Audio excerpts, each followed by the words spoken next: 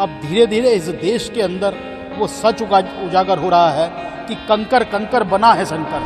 क्योंकि ज्ञानवापी पूर्व से ही हिंदू समाज का एक स्थान रहा है और वहाँ पर पूजा अर्चना सदैव से होती रही है। तहखानों में कैद भी जो है पत्थर चीख चीख कर पुकार रहे हैं कि यहाँ भी शिवालय है, यहाँ भी देवालय है, यहाँ भी भक्ति है, यहाँ भी पूजा है। इस प्रकार की अतिक्रमणकारी मस्जिदें बनाई गई है, उनसे अपना जो दावा है वो हटा लेना चाहिए। ये बहुत ही प्रसन्नता का विषय है क्योंकि ज्ञानवापी पूर्व से ही हिंदू समाज का एक स्थान रहा है और वहाँ पर पूजा अर्चना सदैव से होती रही है। आज माननीय जिला जज के आदेश के अनुसार व्यास जी के तहखाने में पूजा की अनुमति प्राप्त हुई है और पूर्व से ही हम सब की ये मांग रही है कि वो विधि विधान से वहाँ वैदिक मंत्रोच्चारण के साथ पूजा प्रारंभ हो। ये एप्लीकेशन हिंदू मामलों के जो देखरेख करने वाले लोग हैं उन्होंने वहाँ पर न्यायालय में दी थी, उस पर यह आदेश आया है। उससे पूर्व भी विभिन्न प्रकार के जो चिन्ह हैं वो ज्ञानवापी पर हिंदू मंदिर होने के मिल रहे हैं। ये हिंदू समाज के लिए बहुत ही खुशी का विषय है कि हम सब लोग ये मांग करते रहे हैं कि मुस्लिम समाज उससे अपना जो पक्ष है वो लड़ रहा है, वो विवादित स्थान पर कभी भी वक्फ के कार्य नहीं होते, क्योंकि हिंदू मंदिर के चिन्ह वहाँ पर है। इसलिए उदार मन से हिंदू समाज को सौंपे और इसके लिए उनका मैं बहुत बहुत धन्यवाद देता हूँ माननीय न्यायालय का भी कि उन्होंने निष्पक्ष निर्णय दिया और हिंदू समाज की ये विजय हुई। राम मंदिर के बाद अब ये दूसरी एक बड़ी ऐतिहासिक वो मानी जा रही है विजय, और 7 दिन के अंदर व्यवस्था करने के लिए भी कहा है प्रशासन ने। देखिए, राम मंदिर आंदोलन जब प्रारंभ काल में था उस समय 3 मंदिरों की मांग हिंदू समाज ने की थी। भगवान राम का जन्म स्थान अयोध्या, श्री कृष्ण जन्म स्थान मथुरा और बाबा काशी विश्वनाथ का मंदिर काशी। क्योंकि 30,000 मंदिर ऐसे जो मुगल आक्रांता देश में आए उनके द्वारा तोड़े गए थे। केवल 3 मंदिरों की मांग समाज ने की थी। आज मुझे लगता है कि विराट हृदय का परिचय देते हुए मुसलमान धर्म गुरुओं को ऐसे जो हिंदुओं के स्थान हैं जिनमें पूजा अर्चना होती रही है वो हिंदू समाज को सौंपने चाहिए।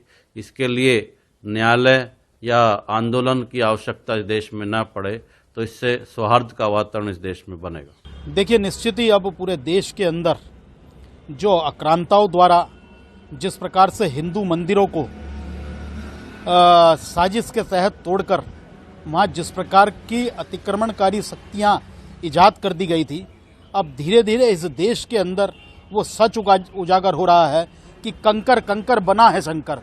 तहखानों में कैद भी जो है पत्थर चीख चीख कर पुकार रहे हैं कि यहाँ भी शिवालय है, यहाँ भी देवालय है, यहाँ भी भक्ति है, यहाँ भी पूजा है।